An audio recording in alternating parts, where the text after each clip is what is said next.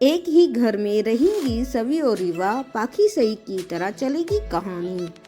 गुम है किसी के प्यार में सीरियल में अब तक आपने देखा कि ईशान सवी को खोज लेता है। इधर यशवंत और सुलेखा डरते हैं कि कहीं उसे पता न चल जाए कि उन लोगों ने ही सवी को किडनैप करवाया था।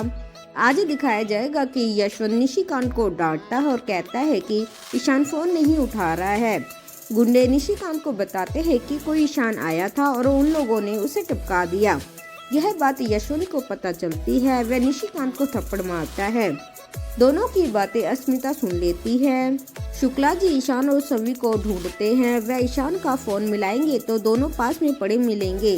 रीवा की माँ ईशान के परिवार से जुड़ी सारी चीजें और गहने वापस करने की तैयारी करती है। रीवा उसे रोकेगी।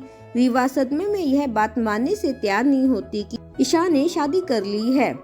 उसकी माँ उसे बोलेगी कि सुरेखा बकवास कर रही थी। रीवा अपनी माँ से झगड़ा करती है। स्वाति रीवा को लंदन ले जाने की बात करती है और रीवा मना कर देती है। ईशान सभी को लेकर अस्पताल जाएगा। ईशान हॉस्पिटल में फॉर्म पर साइन करता है।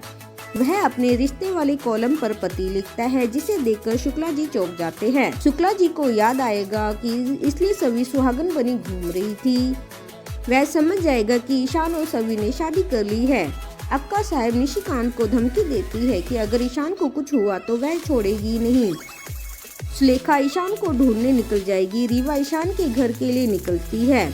ईशान वहाँ सवी को लेकर आएगा। वह सवी को गोद में लेकर भोसले हाउस में आता है।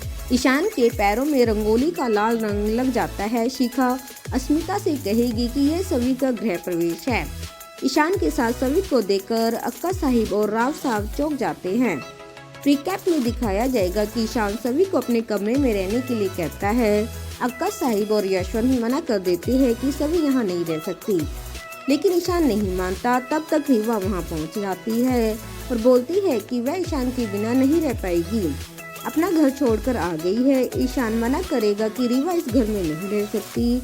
रीवा ईशान से कहेगी कि वह उसे हाथ पकड़कर निकाल दे, लेकिन ईशान ऐसा नहीं कर पाएगा।